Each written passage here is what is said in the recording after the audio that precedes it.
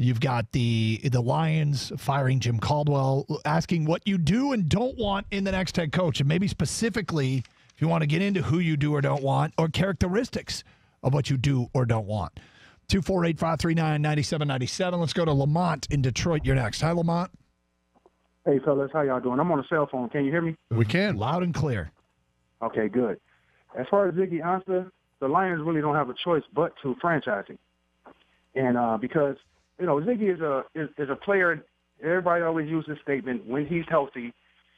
That's a hard statement. No one's healthy in the NFL. He just has some bad luck. But this guy is an explosive guy who can get to the quarterback, and that's what the NFL is about. If he was to hit the open market, teams will line up to sign him. I guarantee you. So the Lions got to franchise him, and what that allowed them to do is build around him while he's here, can take a guy in the draft and still have him here. Don't let him walk out the door, man. Don't do that. He's too good of a player. As far as the coaches, now, I'm going to make a bold statement. I would like the Lions to go out and do something radical. Radical and smart, if those two things go together. Which is? I would like Mark D'Antonio to be the head coach of the Lions. That's what I want. I know it's not going to happen. I think he's ready. I think he's done about everything that he can do at MSU. If I'm not mistaken, he does have an NFL background, but his mentality, his demeanor would fit well with pro players. And he holds them accountable. He's got more things to coach.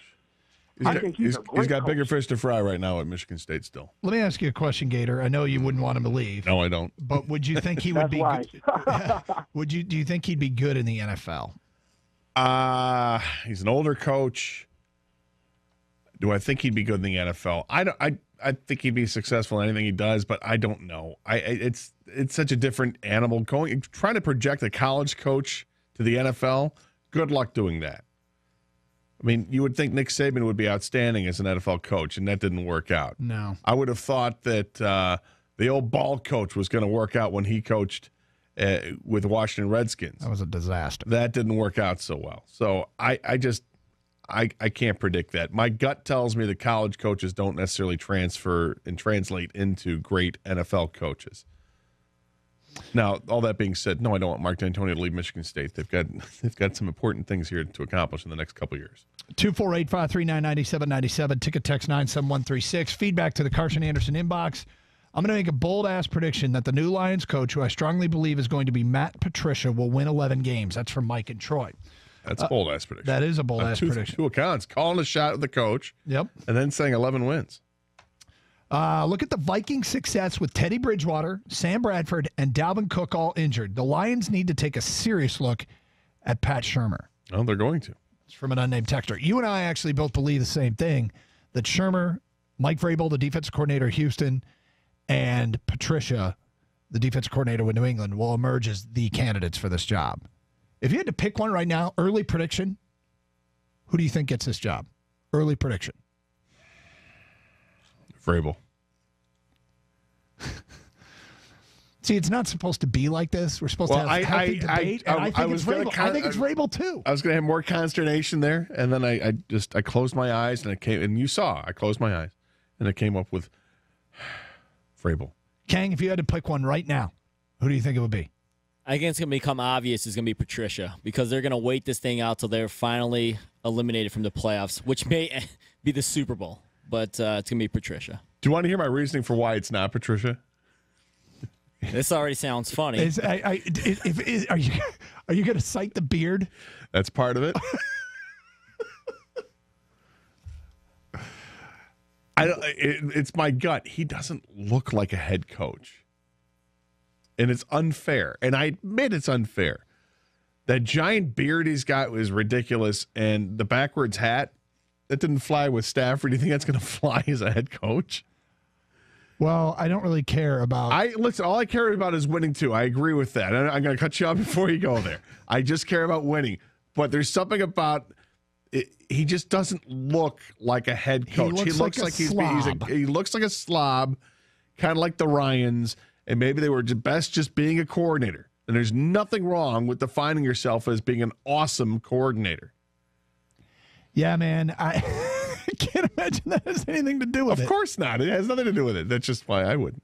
Somebody sent us a text, and here it is. I don't understand the obsession with Patricia. New England has never struck me as having a great defense, and NFL.com has them rated as the number 29 defense. That's from Jordan in Rochester. Well, there are a couple things with that. If I'm not mistaken, New England, even though they give up tons of yards, I don't know if they give up tons of points.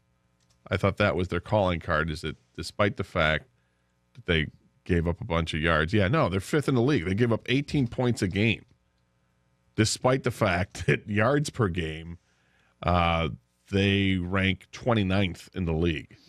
So they know how to stop teams when it counts.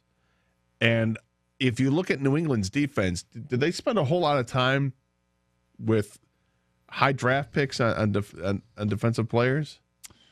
I'd have to go back and look. I know they have in some previous drafts. But if you're talking the last couple of years, this past draft, and it's also tough because New England's always drafting in the 32nd overall. So he's just been a name that's been floated around a couple of times. To be honest with you, I mean, I remember Matt Patricia's name coming up for jobs last year.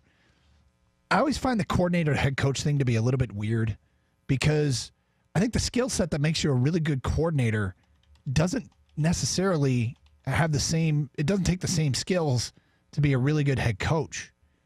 And so I've never understood why, I mean, they're the highest ranking guys on the staff outside of head coaches, but I think it's a really unpredictable way to choose head coaches. I'm with you, Doug. As much as I wanted Caldwell gone after the Cincinnati game, I liked how he was as a head coach. He let his offensive coordinator do his thing. He let the defensive coordinator do his thing, and you oversee it all. You know, you have your opinion in everything that goes on, but you're just the one who's overseeing everything and making sure it goes right. How we get new head coach candidates is always who's the best coordinator, right? And it's not necessarily they're going to be good at taking over a team as a whole. Yeah, the coordinators are really hands-on. They're X's and O's, and a head coach is more macro game planning and how to use guys and do we really want to commit to the run for this game, and how do we handle this discipline situation, and who do we start? I'm laughing at this because I went back and looked at New England's draft history just in the first round. Yeah. Yeah, I couldn't have said something more wrong. Oh, really? Since 2007.